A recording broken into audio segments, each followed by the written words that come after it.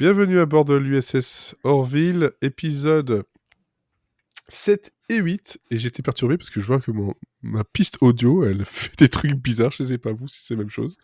Bah moi, il n'y a rien qui s'affiche, donc... Ah, parce qu'on n'a pas parlé. Voilà. Mais en fait, moi, j'ai un truc qui Non, fait... y a rien.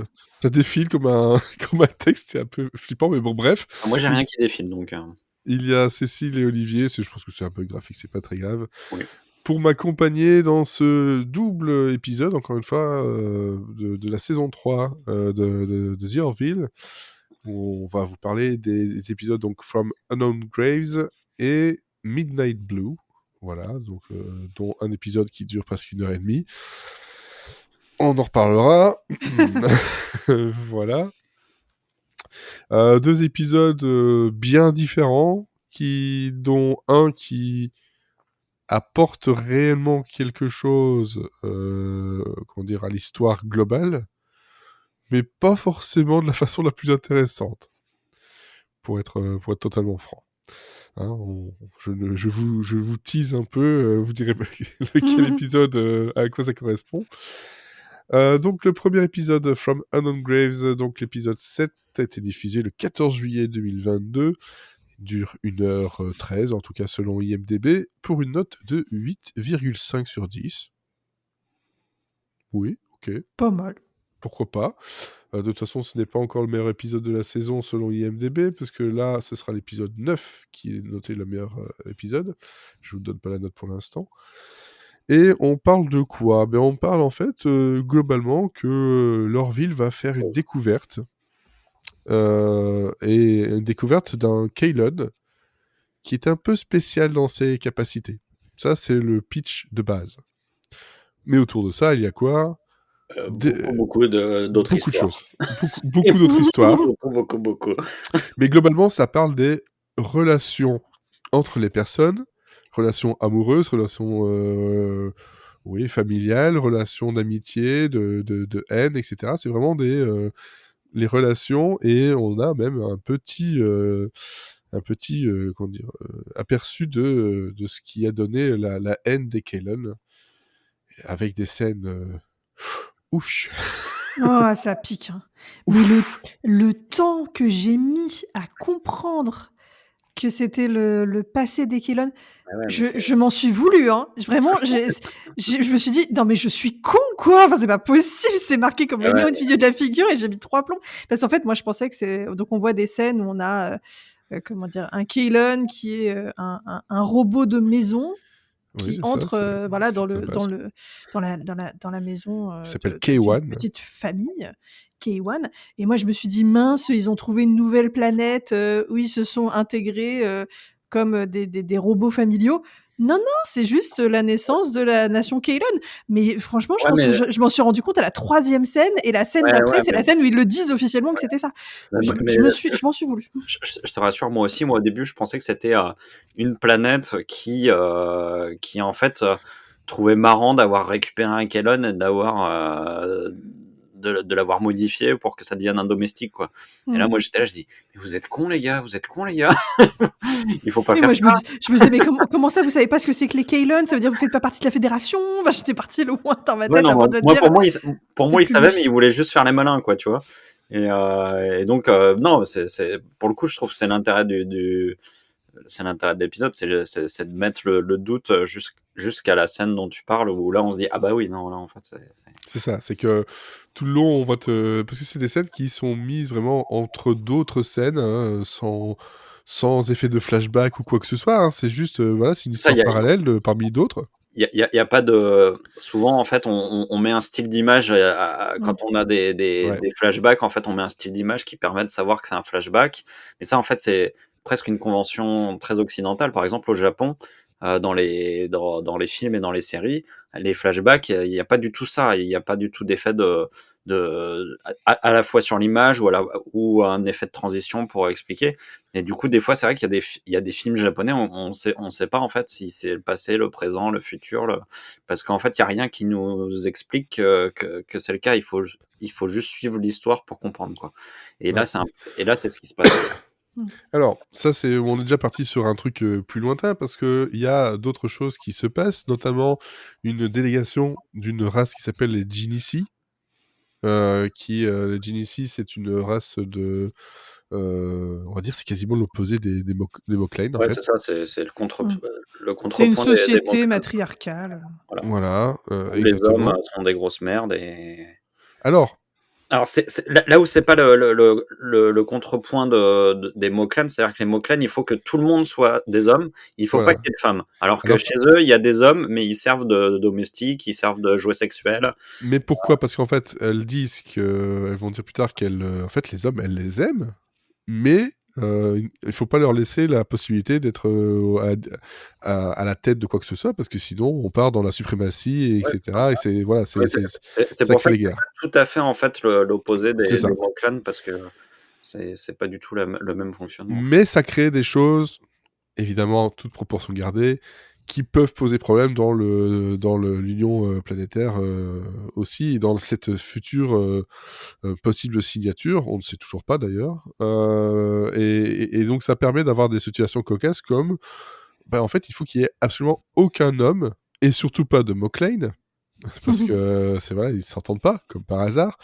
Il faut absolument pas d'hommes à des points importants, donc c'est exclusivement des femmes qui reprennent les postes importants, et on a Ed et Gordon qui sont des laquais, des portes comment dire, bagages, et genre de choses. D'ailleurs, il est tellement porte-bagages et pas très, comment dire, pas très au fait de son corps, qu'il dit ça va réveiller une hernie, il se tient le dos, et alors l'hernie dont il parle, en fait, c'est plutôt au niveau de l'œsophage, donc il y a un petit souci dans le niveau médical.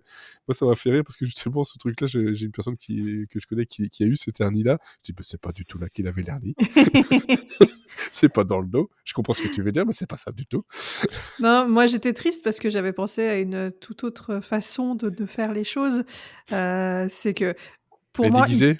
Bah oui, ils peuvent se transformer en krill, ils auraient pu se transformer en femme. Alors, ça aurait pu être mal pris, etc., etc.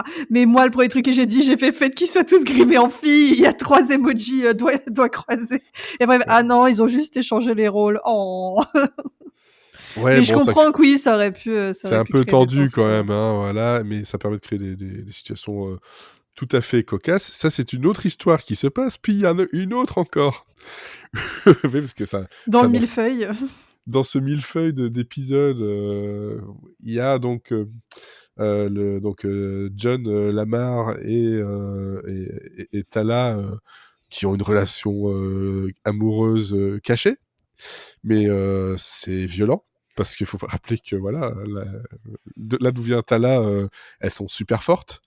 Donc c'est des côtes brisées, des bras déplacés, des jambes cassées, c'est-à-dire qu'en pleine action, elles sont pas très fortes et ça dérape, quoi. Il craque, c'est la fissure. Et là, c'est la difficulté de tout ça, c'est que... Il tient bien la douleur, quand même. Parce que... Ah ouais, putain, tout ce qu'il a eu, c'est pas grave. T'as quand même une jambe cassée, et le gars, il y retourne. Il fait un petit cri, genre, ouais, bon, j'ai un peu mal. Moi, je serais... Par contre, moi, ce qui me fait beaucoup rire, c'est les images qu'on a, parce qu'on voit juste la couette qui bouge, mais elle bouge comme des enfants qui sautent sur le lit, quoi. Donc, c'est vraiment... Mais qu'est-ce qu'ils font? Je n'ai pas compris. Enfin, voilà, ça, c'est on va dire, c'est une... comment dire? C'est une histoire parallèle sympathique, divertissante, et un peu triste pour eux quand même, mais ça n'apporte rien. Absolument rien. Ça apporte pas grand-chose, et surtout, dans tout l'épisode, c'est juste... Ils vont au lit, elle lui casse quelque chose, il va à l'infirmerie. Ils vont au lit, elle lui casse quelque chose, il va à l'infirmerie. Enfin, je veux dire, on les voit 3 ou 4 fois, et c'est exactement le même pattern. Et chaque fois, ils disent, faudrait qu'on se sépare. Sauf la dernière fois. La dernière fois est excellente. Donc on a ça, on a quoi d'autre? Parce que c'est toujours pas fini. Il y a une dérivée de l'histoire de Kellon avec Isaac.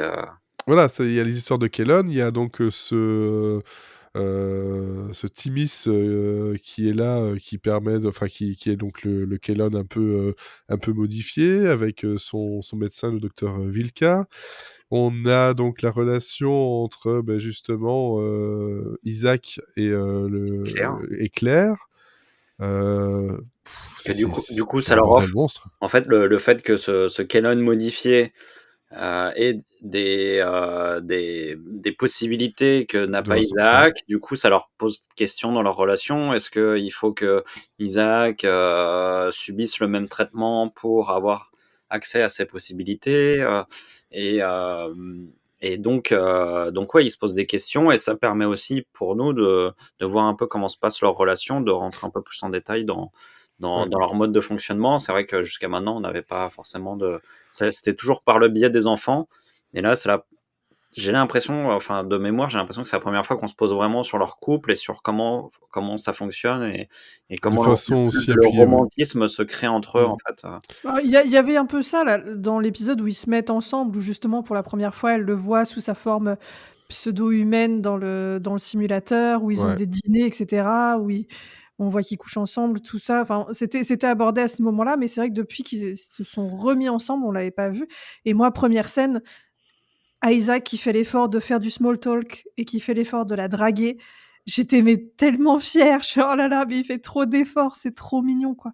Il fait tellement d'efforts qu'il va aller jusqu'à justement faire l'effort. Donc ce Kellon, le médecin qui a travaillé sur lui, a réussi à trouver un truc pour modifier, pour le faire ressentir en fait des choses, des émotions, voilà, la douleur, etc. Et donc il va aller faire l'effort parce que Claire lui dit qu'elle aimerait que lui l'aime autant qu'elle l'aime. Donc déjà, moi, ça me pose un peu problème. Comment tu peux demander ça alors que tu sais qu'à la base, il peut pas, quoi. C'est un peu égoïste et en même temps, ça peut se comprendre parce qu'elle en a envie, quoi. Et vraiment, ils s'entendent vraiment bien. Bon, ben voilà, ça va se faire avec malheureusement une chute qu'on voyait venir depuis loin, quoi. Mais on se doutait bien que ça n'avait pas fonctionné. Désolé du spoiler, hein. Mais vous verrez l'épisode pour comprendre pourquoi.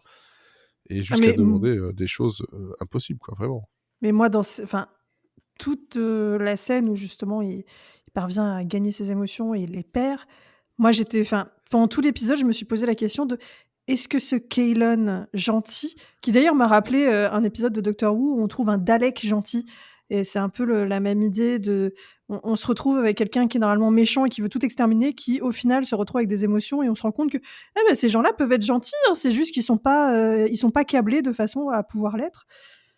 Et moi, je me demandais, est-ce que c'est pas un fake? Est-ce que c'est pas une taupe Kellon qu'on a envoyée pour aller sur leur ville et désactiver Isaac? Et donc moi, j'avais très peur qu'en fait, ces émotions qui gagnent finissent par, en fait, que ce soit un virus qui entraîne sa désactivation. Donc pendant toute la scène avec Claire où il lui montre qu'il a des émotions, moi j'étais en stress de me dire oh bon sang, il va mourir. Mais en fait, pouvais plus. Il joue là-dessus en fait parce qu'il y a des fois, tu vois, sur le choix des musiques, sur les trucs comme ça, sur le choix des cadres. Totalement, ouais. En fait, t'as l'impression que des fois il y a des regards entre la doctoresse et Timmy's, donc le Kellon gentil, et tu te dis il y a un truc qui va pas entre eux, quoi.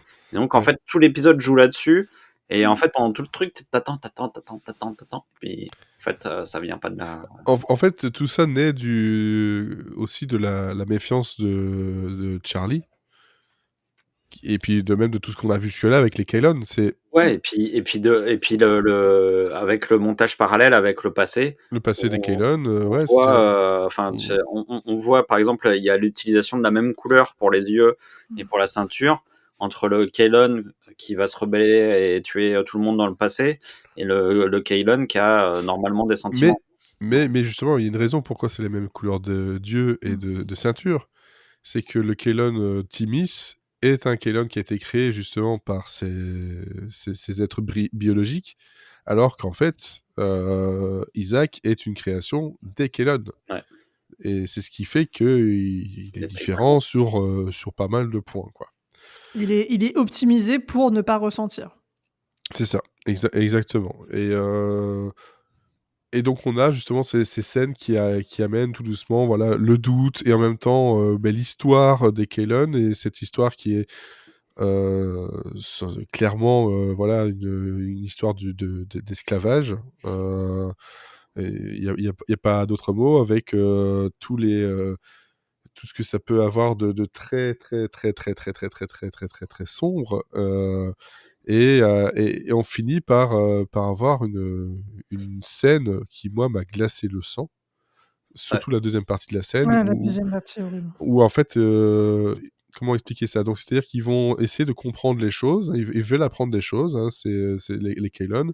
Leur et surtout, leur intelligence se développe. Ouais, c'est ça, c'est une intelligence artificielle. C'est pas un robot Non. qui va faire des tâches et puis qui ne va jamais évoluer, en fait. Il se trouve que c'est un robot qui a une intelligence qui continue à croître. Donc, il devient sentient, en fait.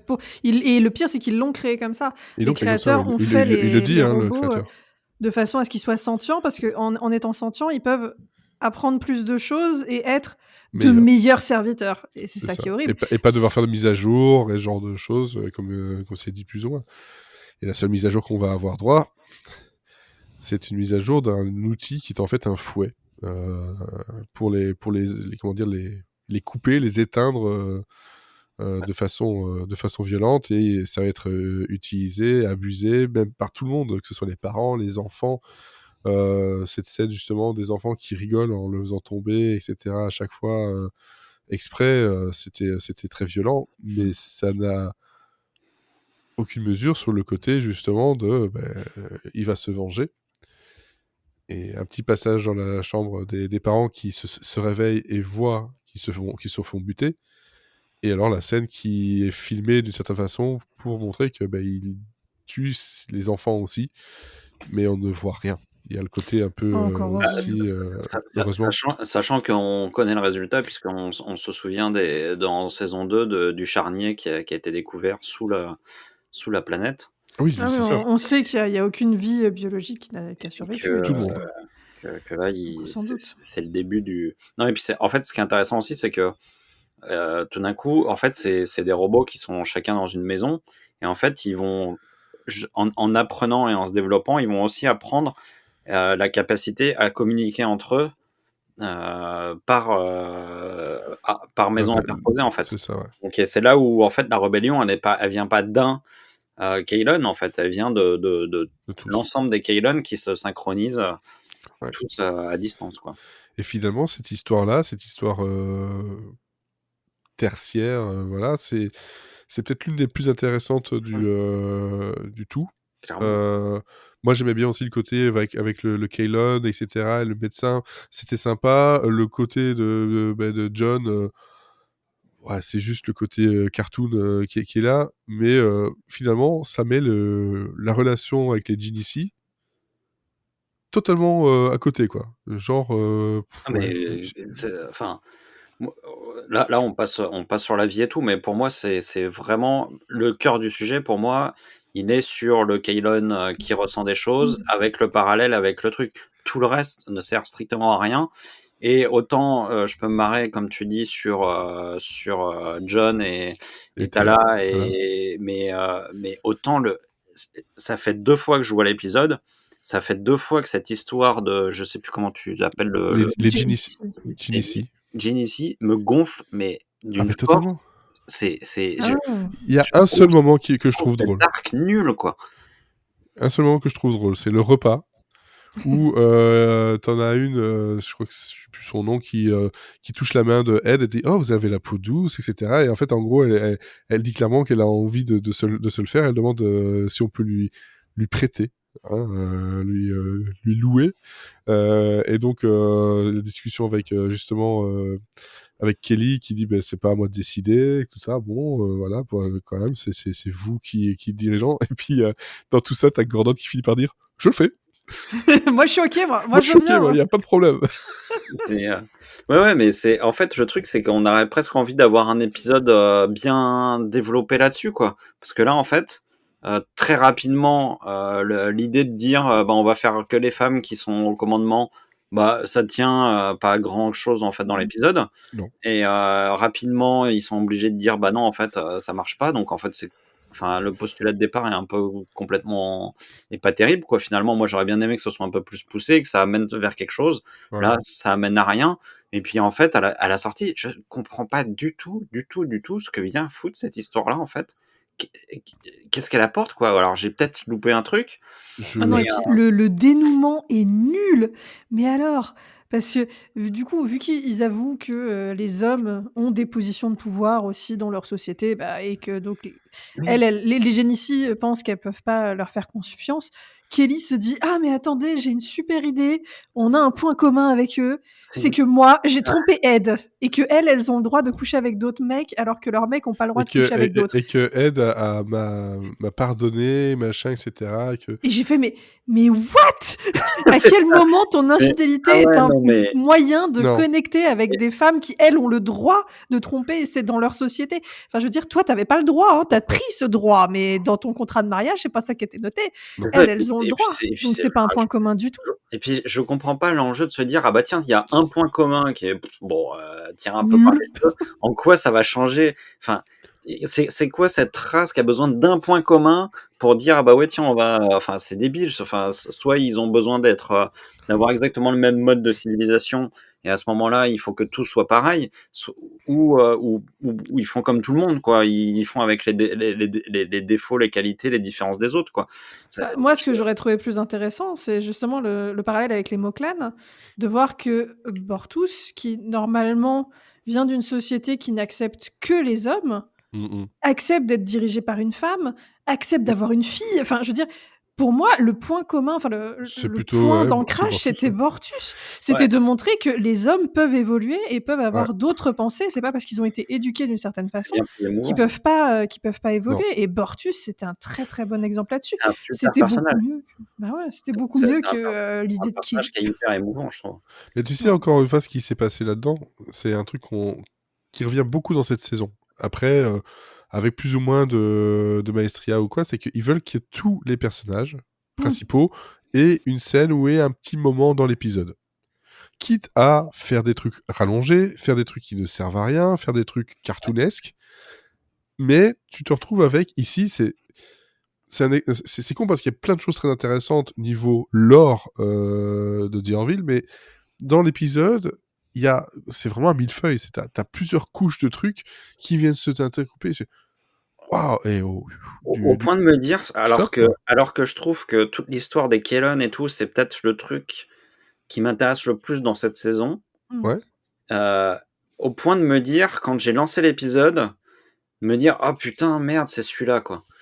Enfin, tu vois, il y a la première scène qui se passe. Je me dis: ah ouais, c'est vrai, c'est cool, c'est le. Et puis en fait, après, il y a le générique, et puis après, il y a la deuxième scène où on voit l'histoire où ils inversent le truc. Et je me dis: oh putain, non, c'est cet épisode, quoi. Tu vois, c'est vraiment, je me dis, j'avais un très mauvais souvenir du truc, et en fait, en regardant l'épisode, je me dis: ah bah oui, non, c'était vraiment pas bien, quoi. Mais l'intrigue Kaylon suffisait totalement, parce que en fait, tu mélanges ça avec le Kaylon et à la limite l'histoire avec justement ce Kaylon retrouvé, Claire et Charlie, parce qu'on n'a pas dit ça, mais ça crée quelque chose vis-à-vis de Charlie, parce que Charlie comprend quelque chose, enfin apprend quelque chose. Donc t'as juste deux trucs qui sont parallèles et c'est bon, quoi. Et puis je trouve que en fait, tout ça, c'est dans la lignée de ce qu'on a eu avec The Orville depuis le début, c'est-à-dire que on utilise la fiction pour parler aussi pour parler d'esclavage, pour parler de sujets qui dépassent en fait le simple divertissement. Et là, on est en plein dedans. Et là, je trouve ça super parce que c'est une vraie réflexion sur l'après-esclavage, sur la rébellion, sur ce qui aurait pu se passer avec l'esclavage des Noirs et tout. Ils auraient très bien pu se rebeller et devenir une espèce d'entité rebelle. Enfin, ça aurait pu être possible, quoi. Et je trouve que l'analyse, tout ça est vraiment intéressant. Et ça correspond à l'ADN de The Orville pour moi. Et alors que ce qui se passe à côté là dans cet épisode-là, et ben en fait, ils n'arrivent pas à le faire rentrer dans leur ADN et ça fonctionne pas, quoi.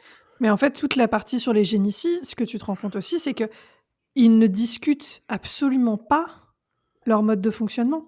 Ils s'y plient.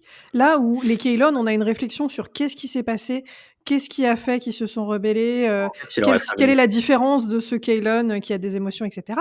Là, les génicides ont fait « Ok, c'est une société matriarcale, elles n'aiment pas les hommes, on vire les hommes. » bon, finalement, on est obligé de leur dire, bon, on ramène les hommes, elles s'en vont, bon, on va essayer de les rattraper vite fait avec quelque chose, et au final, elles s'en vont. Enfin, c'est comme tout le temps avec les Moclan en ce moment, où ils disent, on a besoin des Moclan parce que ils sont forts contre les Kaylon, donc on se plie à toutes les règles Moclan, même si on est d'accord avec aucune, on a besoin d'eux, donc on s'y plie. Et ça marche pas, en fait. Dès qu'ils ne discutent pas des races qui pourtant ne sont pas dans la lignée de l'Union, il y a un problème. Ouais, non, clairement. Mais je pense que c'est un problème de cette saison-ci, qui existait peut-être déjà dans les 2 premières, mais qui est augmenté ici parce qu'on est sur un 10 épisodes, encore une fois. Ils ont essayé je pense, de condenser certaines histoires. Où est-ce que je peux placer ce bout d'histoire que tu as eu? Ah je vais le mettre dans cet épisode-là. Ouais, c'est clair, il aurait fallu un épisode entier sur les géniciers, en fait. Oui, pourquoi pas, ouais. Ça méritait d'avoir un vrai développement, d'avoir... Et qui aille plus loin, surtout. D'avoir des vraies trouvailles, des trucs comme on a eu avec les épisodes dans les premières saisons et tout, où à chaque fois ils nous ont épatés en trouvant l'angle juste. Là, en fait, il n'y a pas d'angle. Et c'est dommage, parce qu'en fait, c'est intéressant d'avoir une société matriarcale, de voir comment ça fonctionne, de voir quand les codes sont inversés.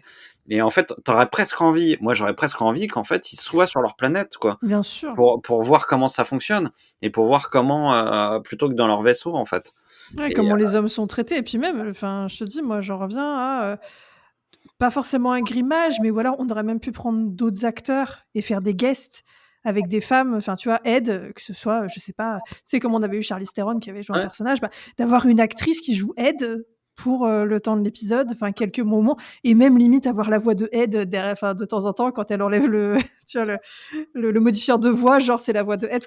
Il y avait moyen de faire des trucs sympas, et on aurait eu des blagues pourries, mais qui nous auraient fait rire en mode voilà quoi, Ed qui découvre qu'il a Gordon qui découvre qu'il a des seins. Ça aurait pu aller très très loin. Ouais, c'est ça. En fait, ça aurait pu, mais en même temps, ça aurait pu faire plein de clichés. Ça aurait pu. Oui, mais tu vois, tu peux commencer sur les clichés, et après les dépasser. Mais c'est sûr que cette histoire-là, qu'elle soit traitée comme ça ou autrement, elle manque du développement. Elle manque de fond, elle manque de corps qu'elle n'a absolument pas. Tu enlèves cette partie-là, t'en fais un épisode totalement à part. Et je pense qu'il y a quelques éléments comme ça dans la saison. Et du coup, t'as 2 bons épisodes, quoi. Au lieu d'avoir mais c'est... Putain, moi j'étais là, je dis, mais... Ah oui, il y a encore une autre histoire. Ah oui, il y a encore une autre histoire. Ah oui, puis là, dans la première histoire, il y a une branche qui est en train de se créer pour créer une autre histoire. Là, on est à 4-5 histoires, quoi. Enfin, c'est barjot, quoi.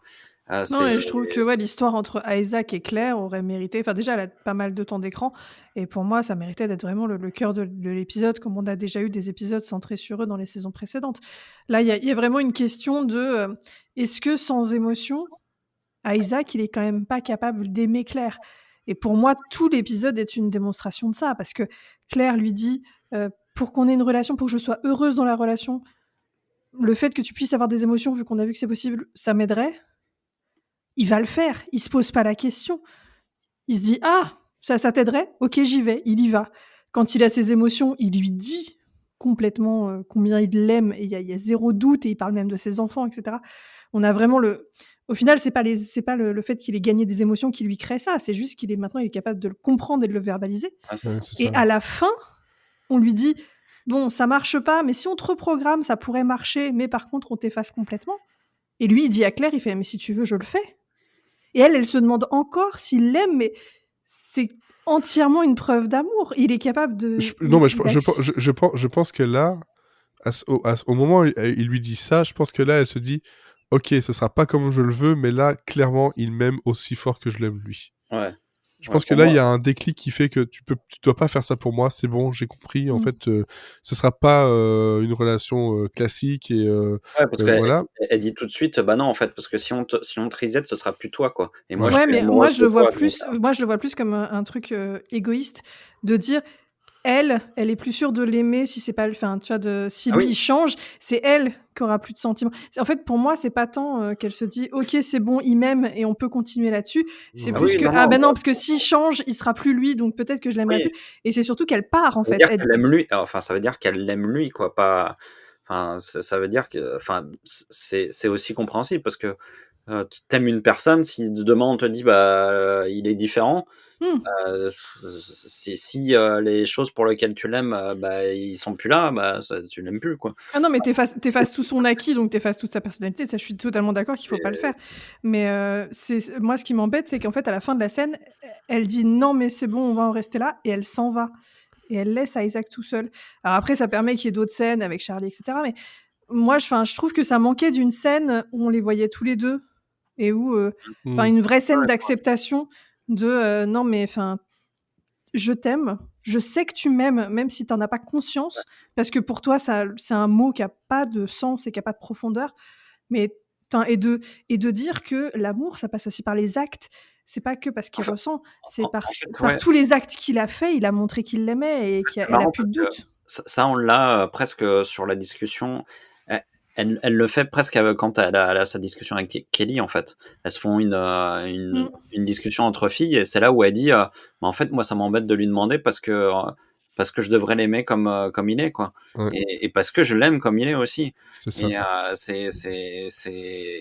Mais c'est vrai que c'est verbalisé que entre elle et Kelly, et que c'est vrai qu'à la fin, on aurait du fait du truc un peu rushé, on n'a pas ce moment entre. C'est ça. C'est le problème de toute cette saison. Je pense à partir de l'épisode 5, vraiment, parce que les 4 premiers épisodes, t'avais des trucs bien centrés sur des problématiques bien, voilà. Puis là, il y a eu des épisodes qui sont intéressants, mais qui perdent un peu en intensité et en force. Oui, il y a toujours un truc à enlever, ou se dire finalement on aurait peut-être pu le développer dans un autre épisode à part. Ils ont voulu trop mettre de choses. Je sais pas si c'est dans la production qu'on leur a dit ouais, vous avez des contenus pour 13 épisodes, mais finalement bourrez-le dedans. Enfin, je pense que la preuve, c'est qu'ils ont sorti un audiobook d'un épisode complet. Je sais, toi Cécile, tu l'as lu ou écouté, je sais plus. Non, je l'ai pas encore écouté. Il est dans ma liste de choses à écouter. Moi, c'est un que j'ai écouté. Mais clairement, tu sens qu'en fait, ils auraient pu faire quelque chose aussi avec.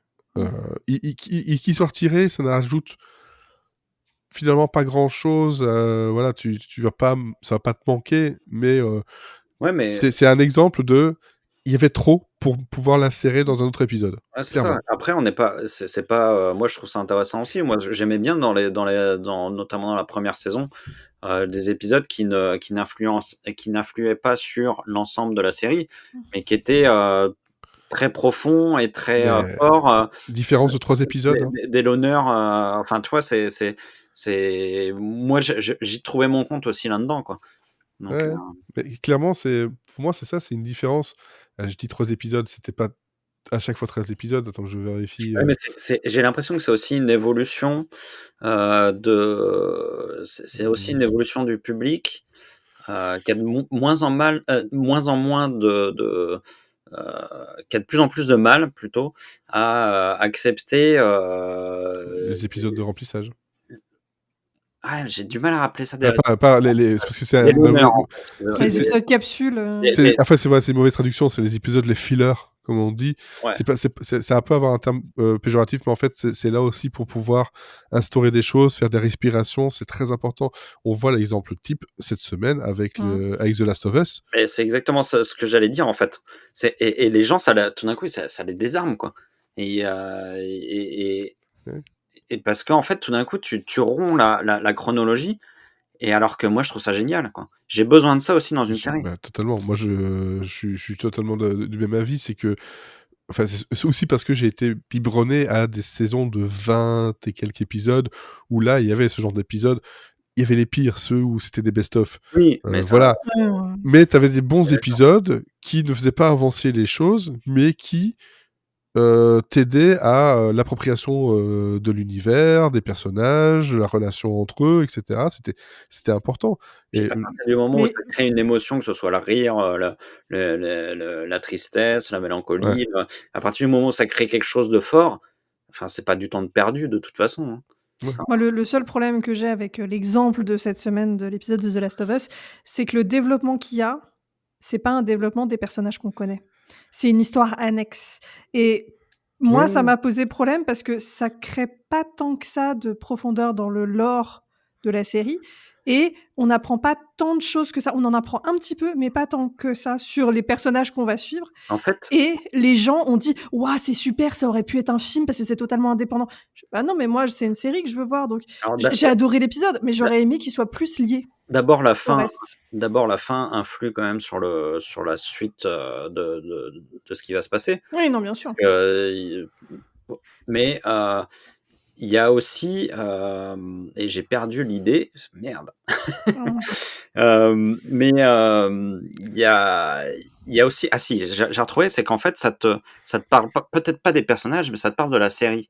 C'est-à-dire que ça te donne une idée de ce que la série va pouvoir être par la suite, dans la tonalité, dans les émotions qu'elle va pouvoir te créer, et ça, je trouve ça vraiment intéressant parce que c'est à un moment donné, tu rencontres une série et la série te dit bah voilà, moi je vais être un peu comme ça.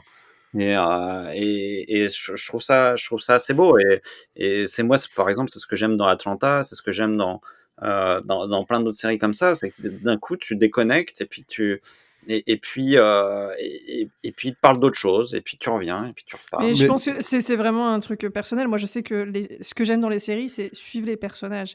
C'est les suivre sur la longueur, sur la durée. Et donc, moi, j'aime les fillers où on va s'intéresser. Moi, j'adore les épisodes centriques.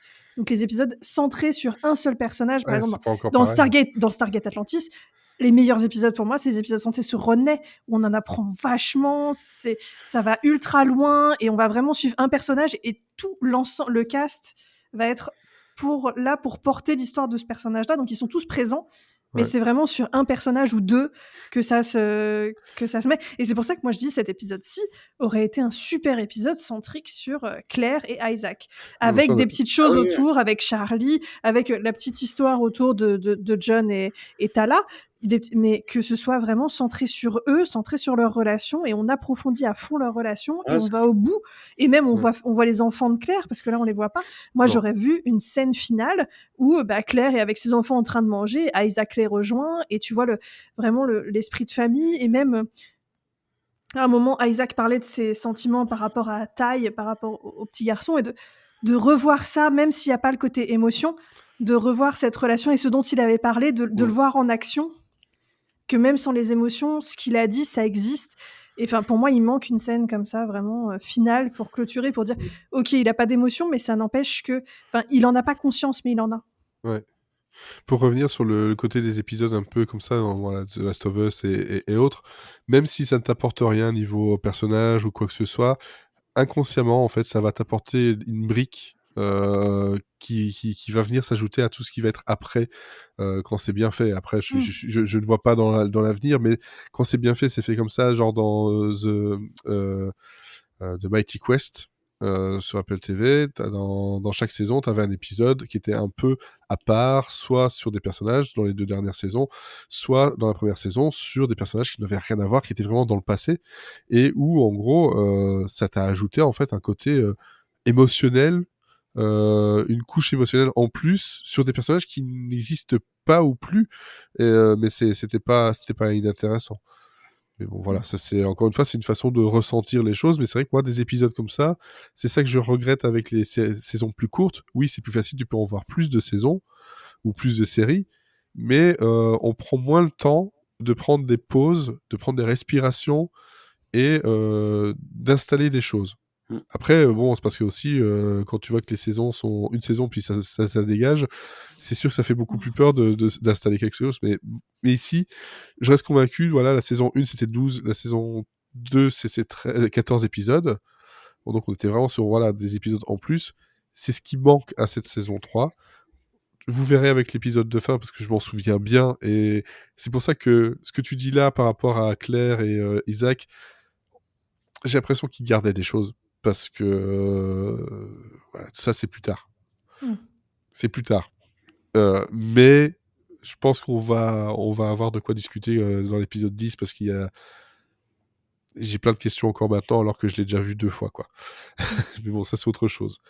Par contre, un truc qui, je trouve assez drôle, c'est que je disais que, voilà, c'est les premiers épisodes, donc jusqu'au 4... ces épisodes qui étaient vraiment dans le lore, dans les applications, dans le côté guerrier aussi, les relations avec les Krill. C'est les épisodes les moins bien notés de la saison. À part l'épisode 4. C'est pour ça en fait que j'ai orienté le débat vers ce côté-là. C'est-à-dire que je pense qu'il y a aussi, je pense qu'il y a vraiment une envie des gens d'avoir cette continuité, quoi. Mais justement non, parce qu'ici justement là où il y a de la continuité, c'est les moins bien notés. Ouais. Enfin, moins bien noté selon IMDb, encore une fois. On est sur du 7.5, 7.3, 7.9. On a Gently Falling Rain, donc l'épisode 4, avec le traité de paix Krill, qui lui monte à 8.3. Effectivement, parce que c'est un épisode qui est très fort. Et après, Tale of Two Topaz, c'est celui qui est à 7.9. Puis on est à 8.8, 8.5, 8.2, 9.2,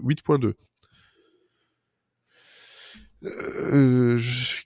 Pourquoi ? Alors que, bon, globalement, ouais, moi, mes épisodes préférés de la saison, pour l'instant, c'est les 4 premiers, et ce sera l'épisode 9, hein, donc... Bon, c'est une question encore, c'est tout à fait personnel. D'ailleurs, cet épisode 9, on ne parle pas de ça maintenant, mais il y a l'épisode 8 qui est juste avant. S'il n'y a plus rien à rajouter sur le No Game, je trouve qu'on a fait quand même pas mal de choses. Tu veux dire l'épisode 8, 9, 10, 11, 12 parce que il dure une éternité. C'est ça, il dure presque 1h30. Et donc là, on part sur... Là, justement, ça dure une éternité, mais il y a un truc. Une ligne.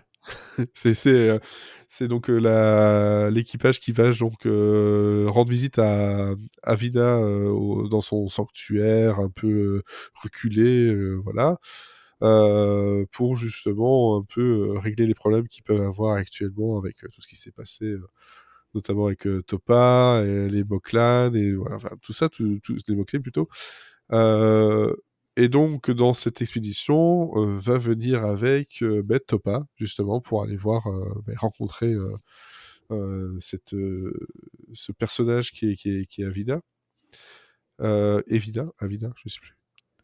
Je sais plus si c'est ou A. Je crois que moi j'ai noté Evina. Mais oui, Ivina, je crois. Enfin, Ivina en plus. C'est 2 à chaque fois, je crois. Donc. Je sais pas, parce que sur IMDb, ils font la faute entre les deux. Donc, dans le synopsis, c'est écrit Avina, dans le truc, c'est marqué Evina. Donc, même eux, ils savent plus. Ouais, enfin, moi, je sais que dans les sous-titres, c'était à chaque fois 2 E. Donc, c'était Ivina. Ouais, donc, voilà, c'est l'espèce de... Madame Moklan. Voilà, c'est la prêtresse, on va dire, limite, et encore, non, c'est peut-être pas le bon mot, mais c'est la représentatrice, justement, de ce mouvement, la libération, justement, des femmes Moklan, et qui, justement, va à guider Topa dans cette direction-là.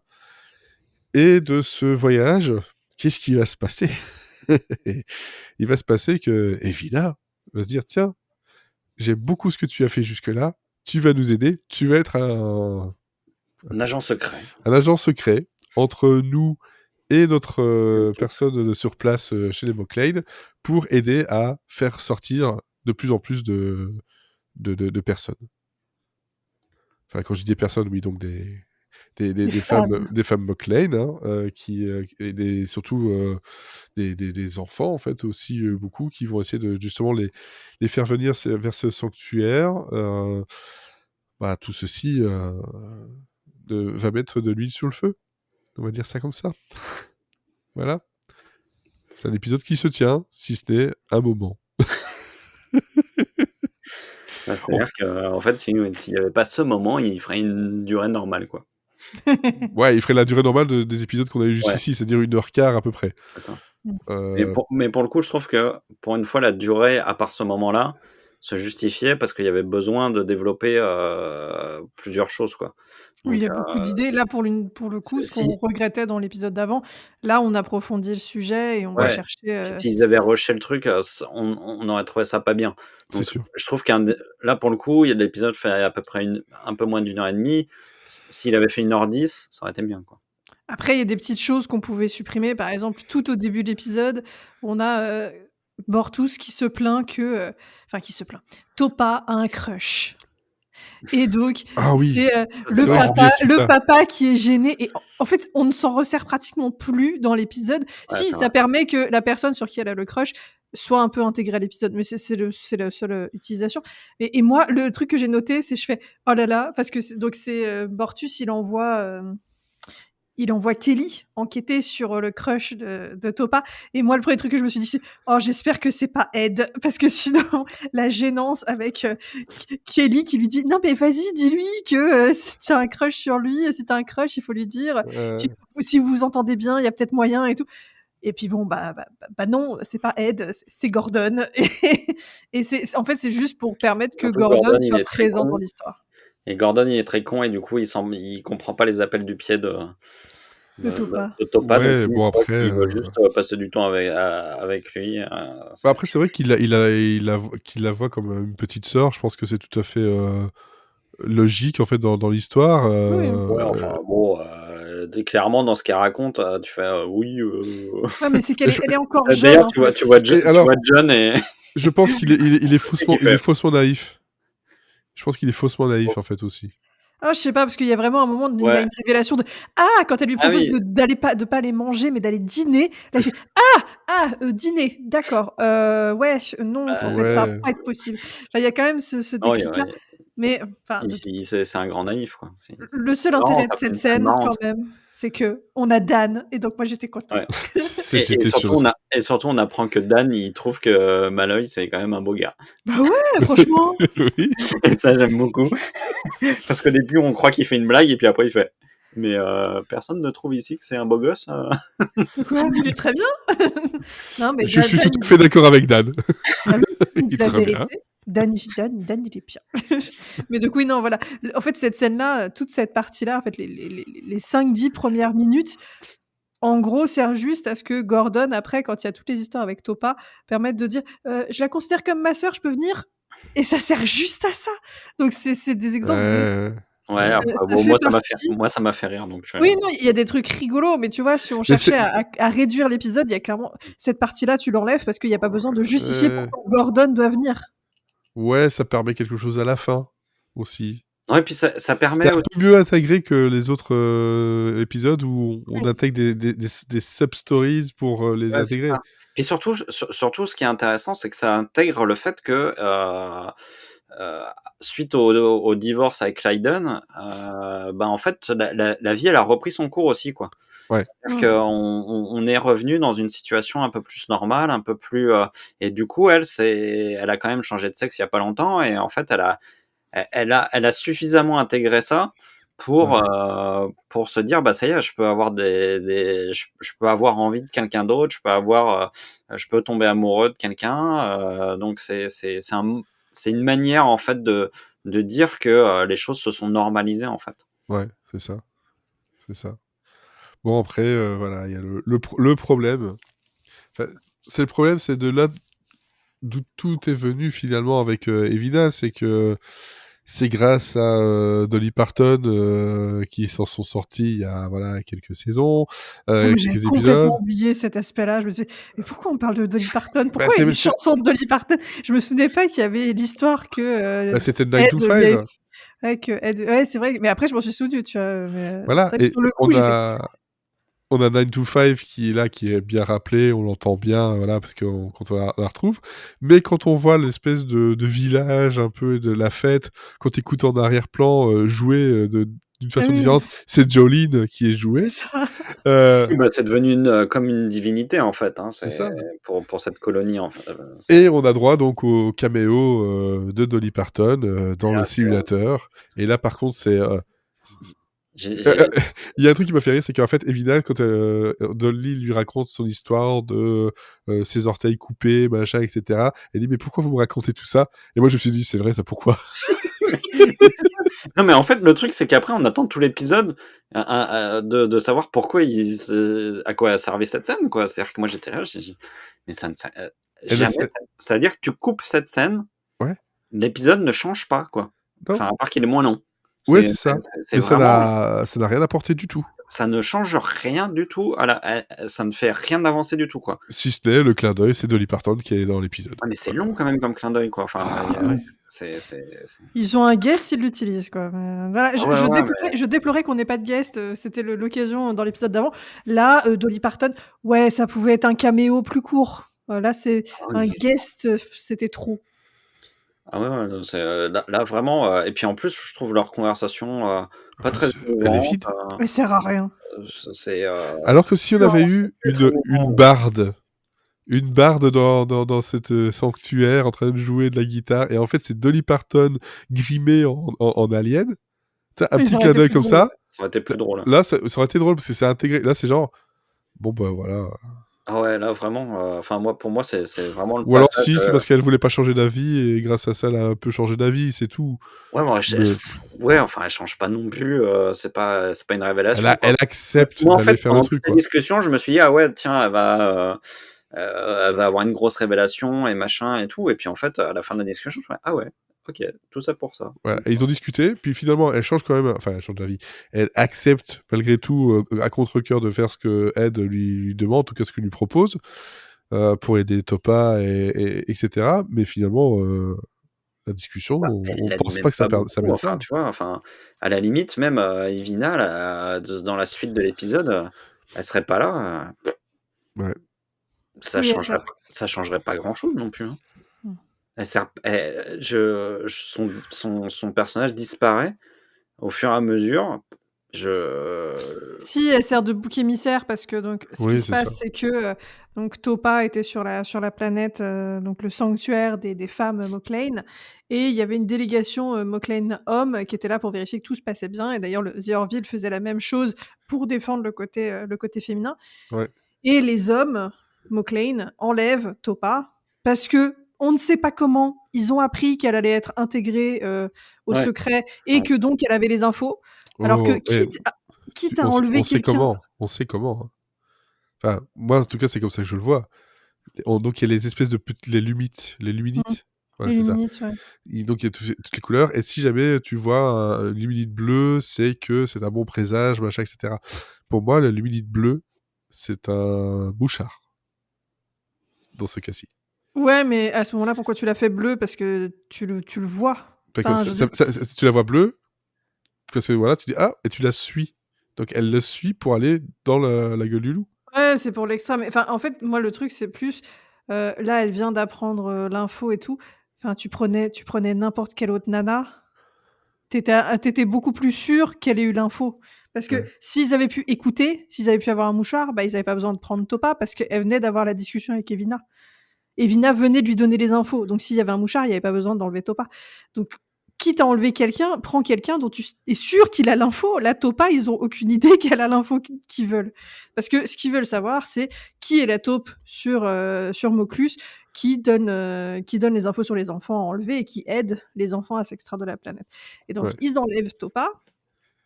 Et Evina, elle, il faut qu'elle dise qu'elle a avoué ça à Topa pour qu'on explique pourquoi Topa s'est fait enlever. Et les hommes, parce que la délégation hommes, ils ont livré Topa et après ils sont au tribunal de la fédération. Et les hommes, leur défense, c'est de dire nous, on n'a rien fait, vous pouvez pas prouver qu'on a fait quelque chose. Par contre, elle vient d'avouer qu'elle avait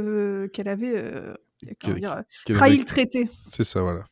Oui, donc c'est à ça que son personnage sert en fait, c'est juste elle sert de bouc émissaire à dire nous on n'a rien fait, elle a fait un truc, mais oui, en soi elle parle plus. Il sert de prétexte, mais en fait elle parle plus, elle n'agit plus, elle a plus du tout de prise sur les événements, ce qui est quand même oui, c'est un comble par rapport au personnage qui normalement se dresse.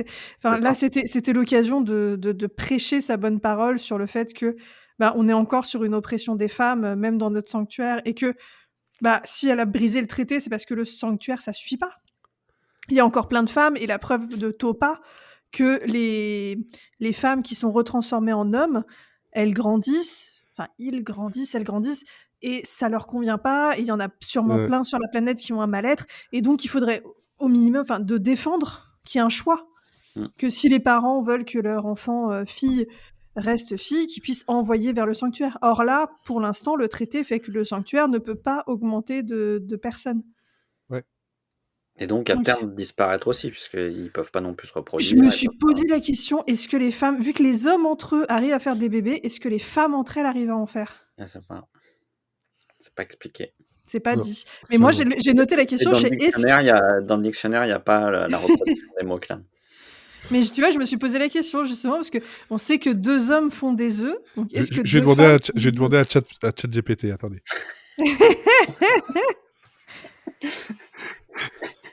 T'as le suspense là. je vais vraiment le faire s'il veut bien m'accepter parce que parfois il dit que c'est en surcapacité. Mais bref, le temps que ça charge. Mais moi, en tout cas, quand ils ont enlevé Topa, quand la délégation homme a enlevé Topa, moi, le premier truc que je me suis demandé, c'est est-ce que c'est pas Clayden qui leur a demandé de récupérer son enfant pour la retransformer en homme. C'est ce que je me suis dit aussi. Ouais. Parce que c'est tellement plus logique que de dire la nana qui vient de débarquer, elle a les infos importantes du sanctuaire. C'est pas logique. Ouais, pour moi, c'était juste pour la punir, quoi. Enfin, vraiment, c'était. C'était Clayden qui voulait se venger. Ouais, c'était ça. Et par contre, là où je trouve intéressant la présence de Clayden dans l'épisode, c'est vraiment à la fin, quoi.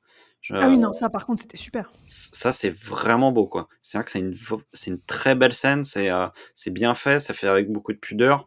Je trouve que le personnage n'en fait pas trop. Non, parce qu'en gros, il fait son mea culpa parce qu'il a eu peur pour sa fille. Et là, il s'aperçoit qu'il aurait pu la perdre et finir leur relation sur ce désaccord. Et donc, et ça, c'est très beau parce que pour le coup, c'est très vrai, quoi. C'est souvent ce qui arrive avec des parents et notamment pendant les années SIDA avec les homosexuels. C'est-à-dire que tu avais beaucoup de parents qui voyaient leurs enfants mourir et puis qui s'apercevaient devant le lit de mort de leur enfant que en fait, ils n'avaient pas profité de leur enfant mais là, il y a quelque chose de vraiment très joli et je trouve qu'ils arrivent à récupérer le personnage comme ça d'une très belle manière. Et ça fait une vraie belle fin d'épisode, je trouve. Ouais, clairement. Ouais, Clayden, il reconnaît que c'était beaucoup plus facile de détester Topa tant qu'elle allait vivre une belle vie et qu'elle allait être heureuse selon les termes qu'elle avait choisis. Vu que lui n'était pas d'accord avec ces termes, il s'est dit bon, c'est bon, moi je peux rester dans mon bon droit en la détestant, mais elle vit sa vie. Donc c'était. En gros, ça faisait de mal à personne, chacun restait dans son bon droit. Et là, le fait qu'elle ait pu mourir à cause de ce que lui pensait, il s'est rendu compte de l'influence que ça pouvait avoir sur elle et que donc, au final, il avait peut-être tort parce que il avait beau la détester, ça n'empêchait pas qu'il l'aime et que ce qu'il détestait, c'est ce que je disais dans l'épisode où Clayden est parti, c'est que détester le fait qu'elle soit redevenue une fille, c'est pour accepter que lui-même n'ait pas eu ce choix. C'est ça. Et c'était sa façon d'accepter les Moclane et leur dictature. Et au final, du coup, qu'est-ce qui se passe ? Il quitte les Moclane. Il renie son identité Moclane, non, je sais pas comment dire. Son idéologie. Oui, mais il est même plus. Non, il est même plus citoyen Moclane. Ouais, c'est ça. Ouais, c'est plus. Ouais, c'est sa ça nationalité. son identité. Ouais, sa nationalité, son identité, effectivement. Mais tu disais que Gordon n'avait pas servi à grand chose. Il les a quand même envoyés chier à la fin de l'épisode, hein. Ça m'a bien fait rire. Il crée quand même un incident diplomatique, quoi. Très léger. Qui aurait mérité quand même d'avoir un peu plus de répercussions, je trouve, mais. Oui, c'est plus ça, c'est que il crie et il dit tout ce que tout le monde pense, mais il y a aucune répercussion parce qu'au final, de toute façon, vu qu'il y a la preuve à la fin que les Moclane ont vraiment fait ce qu'ils ont dit, ce dont on les accusait, il y a plus de raison. La fédération est plus, l'union est plus derrière. Ça n'empêche que parce que c'est marrant, ça revient à une conversation qu'on avait eue sur un autre épisode où normalement en fait Gordon, suite à parce qu'en gros il va contre il n'avait pas à parler à ce moment-là, il va contre sa hiérarchie quand il se lâche et qu'en fait il lui arrive rien, quoi. Alors que bon, c'est quand même grave ce qu'il fait parce qu'il crée un incident diplomatique, quoi. Ouais. Donc malgré tout, il aurait pu lui arriver quelque chose d'un peu de pas très commode, quoi, quand même. Mais juste avant qu'on passe et que je pose la question existentielle pour moi de cet épisode, Oui. on parle d'un divorce, enfin l'Union dit qu'ils vont divorcer avec Moclus. Du coup, est-ce qu'il faut que l'un des deux meure? Est-ce que chez les Moclane, le divorce se finit par la mort de l'un des deux? Du coup, l'Union ou Moclus doit mourir? Qu'est-ce qui se passe? C'est le problème, c'est que les Moclane, c'est soit t'es avec eux, soit t'es contre eux, quoi. Hein. Donc, de toute façon, t'as pas de neutralité avec eux. Si voilà, je me suis posé la question. Pas avec eux, c'est que t'es en guerre contre eux, quoi. Donc, ça me fait un peu peur pour la suite, à voir si ça revient sur le tapis. Et donc oui, ma question existentielle sur l'épisode. Du coup, Topa a été enlevé. Les autres sont occupés avec l'Union à discuter, à faire la partie diplomatique. Mais on a un escadron formé de commando, Bortus Kelly, qui va chercher Topa, qui court après Topa et qui va la trouver sur la planète où elle est cachée. What the fuck du ship entre Kelly et Bortus qui nous sort de nulle part et qui marche très bien. J'ai été choquée. Mais pourquoi pas? Bon. Ouais, c'est exactement ce que j'ai noté. En fait, on a été choqués de pas être choqués, quoi. Oui, c'est ça. Qu'est-ce que j'ai noté? Attends, j'ai dit Kelly et Bortus ensemble pendant des interrogations. Why not? et après, il y a une scène où ils sont vraiment proches l'un de l'autre, et moi, il y a marqué bisous, bisous, bisous. Donc, c'est bon, l'épisode m'a suffi à dire que, ok, ça passe. Parce qu'en plus, il y a eu plein de discussions, vu qu'il y a eu un rapprochement entre Kelly et Topa. Bortus qui dit que ouais, c'est quelque chose qu'il apprécierait, qu'elle fait partie de la famille. Donc tu dis, bon, allez, ça passe en fait. Enfin, non, franchement, ça peut le faire. C'est encore pire ce qui va se passer, parce qu'à la fin, ça fait un trouble. Hein. Donc, puisque Claydon revient, donc moi, c'est ça ils invitent Kelly à la table. Donc, ouais, mais moi, ce que je me suis dit, c'est ah ouais, alors non, Claydon, ok, qu'il revienne parce que il a été gentil, il a fait son mea culpa, ok. Mais ils ne se remettent pas ensemble. Je ne suis pas d'accord qu'on récupère Bortus avec Claydon. Ça, c'est plus possible. Ouais, mais Bortus, il aime Claydon, malgré tout. Ah, je sais pas. C'est un cœur d'artichaut. Si, il l'aime. C'est un petit cœur d'artichaut, notre gros Bortus. Ouais. Bon, je suis désolé, mais là, ChatGPT est en surcapacité et il n'arrive pas à me répondre. Je suis désolé, j'ai essayé. À chaque fois, il met surcapacité. C'est ça ou il ne comprend pas la question. Moi, pas y avoir compris. Mais donc, on est d'accord que c'est quand même très très fortement sous-entendu qu'il y a moyen de moyenner entre Kelly et Bortus. Ah bah, moi, à un moment donné, je me suis dit, ça peut se finir comme ça, ouais. Ça m'aurait pas dérangé, enfin, ça m'aurait pas... comme je disais tout à l'heure, j'aurais pas été choqué. Ouais, ça arrive, quoi. Moi, le seul truc, c'est que je me suis dit, mais je suis je suis le capitaine, le commandant du truc. J'en vois pas le père chercher sa fille, quoi. Enfin, mais il l'a pas envoyé. C'est quand même. Il l'a pas envoyé, c'est ça le truc.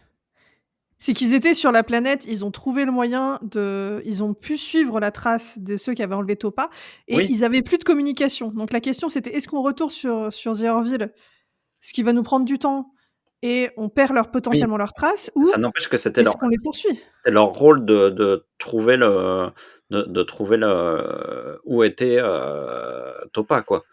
Donc en fait, si tu veux, c'est comme dans un truc de police. Si t'as un des flics qui est impliqué dans une affaire, bah tu lui donnes pas l'affaire, quoi. Enfin, Oui, mais là en fait il y a pas eu de discussion avec la hiérarchie. C'est Kelly qui a laissé faire parce que c'était elle la position de force. Mais sur Topa n'aurait pas dû accompagner la mission sur la planète, mais à partir du moment où Topa s'est fait enlever, ils n'ont plus aucun contact avec The Orville.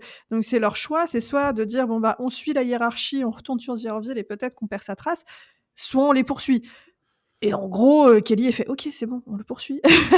Et c'est une erreur de Kelly, mais c'est pas. Bortus, c'est logique qu'il préfère ne pas perdre la trace de sa fille plutôt que de. Oui, mais c'est pas. pour moi, c'est pas à lui, justement, d'avoir ce Ah oui, genre. mais là, Kelly a été. Kelly, pareil, elle est trop impliquée. Oui, oui. Elle aime trop Topa, donc elle se dit oui, non, on va pas risquer qu'il lui arrive quelque chose. Et d'ailleurs, la pauvre Topa, elle s'en prend plein la tête. Hein. Elle mange bien. Ouais. Oui, oui, physiquement. Physiquement. Et par contre, je me suis dit que on a l'explication de pourquoi il y en a le mec qui la torture, il lui manque un œil. On sait comment ça lui est arrivé. Ah non, par contre, moi, ce que j'ai pas apprécié à ce moment-là, c'est que donc juste avant qu'ils arrivent, Topa a lâché le morceau et a donné le nom du contact et la fréquence de décryptage. Et ils partent en laissant le mec qui est au courant. Donc moi, j'étais là en train de me dire, mais Topa, mais ouvre ta bouche, dis que ce mec-là, faut le prendre. Parce qu'il laisse sur la base, il le tue pas.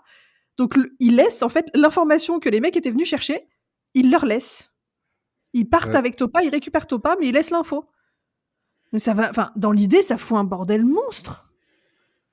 Ouais, je me suis posé la question aussi, et je me souviens plus si ça a une incidence sur les 2 derniers épisodes. Bah, je les ai pas encore vus, donc je ne sais pas, mais moi j'étais choquée de me dire, mais prenez-le en prisonnier, prenez-le en otage, barrez-vous avec, c'est le seul qui sait. Je sais plus, mais je pense que ça a une influence quand même. Et moi, si ça en a pas, je serais vexée. Ouais, non, moi il me semble que c'était parce que je me suis fait la même réflexion de toi et je me suis dit ah ouais, mais je crois que dans les 2 derniers épisodes, je crois que ça a une influence. Mais en fait, dans l'épisode 9, clairement. Donc et pour avoir cherché la question, pas sur ChatGPT, mais sur des trucs, il y a plein de théories. Il y a une théorie comme quoi, vu que les Moklan ne veulent pas des femmes, etc., ils ont effacé toute information à ce sujet dans les livres. Le deuxième... C'est la théorie des auteurs, ça, qui voulaient pas se faire chier avec. Non, il y a aussi un truc comme quoi ils prennent plein de faits de la série pour expliquer que globalement les femelles Moklan pourraient pondre un œuf mais ne pas le féconder. Donc en gros, elles sont. Donc il n'y a pas de reproduction. Donc il n'y a pas de reproduction. Et donc effectivement, il dit une version dark que personne ne veut penser, c'est qu'en gros, cette colonie-là, elle est juste vouée à disparaître un jour ou l'autre. Bah, moi, c'est ce que je me dis. Et c'est pour ça qu'elle se bat pour essayer de la... Puis t'en as d'autres qui parlent de oui, mais bon, selon certaines théories, sinon ça marcherait pas avec comment dire, avec les chromosomes X et Y, machin. Je fais, ouais, c'est en train de chercher des chromosomes X et Y chez des Moklan. Ils n'en ont pas. Ça tombe, ils n'en ont pas, on n'en sait rien. Mais bon, pas, globalement, effectivement, c'est une autre façon de fonctionner. On n'est pas les seuls à s'être posé la question. Bah oui, et puis en plus, tu te dis, Clyden et Bortus ont eu un enfant. C'est Clyden, je crois, qui l'a porté, qui a accouché. Enfin, qui a pondu. Ouais. Sachant que Clyden était une femme à l'origine. C'est ce que je me dis. Je me dis que peut-être que les couples ils sont faits en fonction des changements de sexe. C'est ça, potentiellement. En fait, tous les couples sont formés d'un genré garçon et fille à la naissance. Ouais. Moi, c'est la théorie qui me semblerait la plus... La plus plausible. Ouais.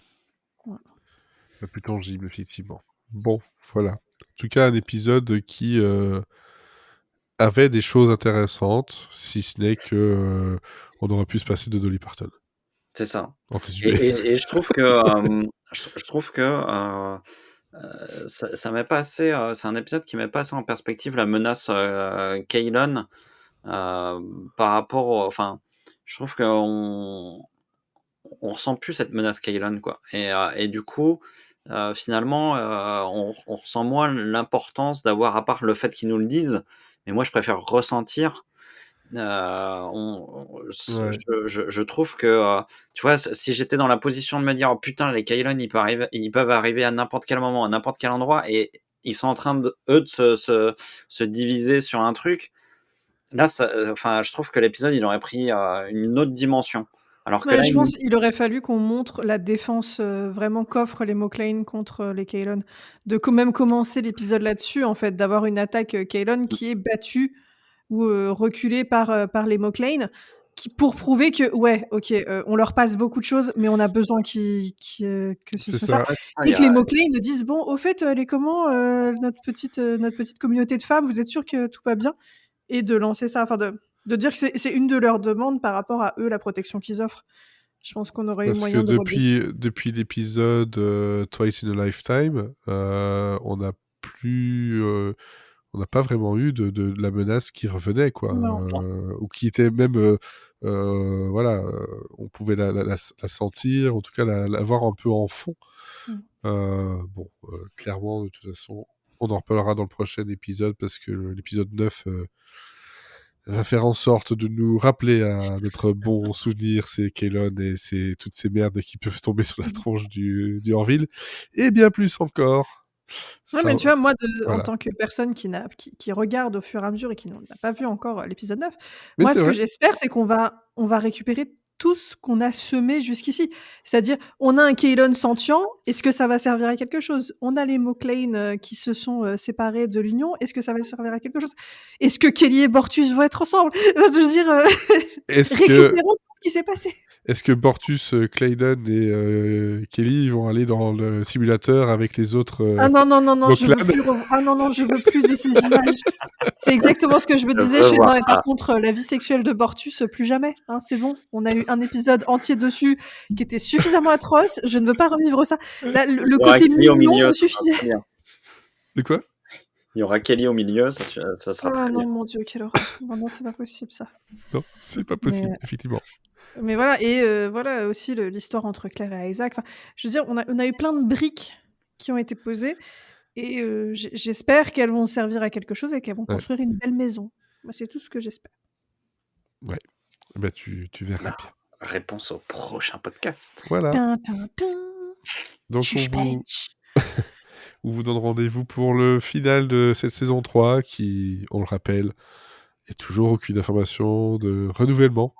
Et vu comment ça se passe chez Hulu en ce moment... comme ça se passe partout. Hein, comment ça se passe partout, voilà. Je pense... Hein? Fort Boyard. Passe partout. On va terminer là-dessus. Hein? Voilà. De les cascos dans les traquenards. À bientôt.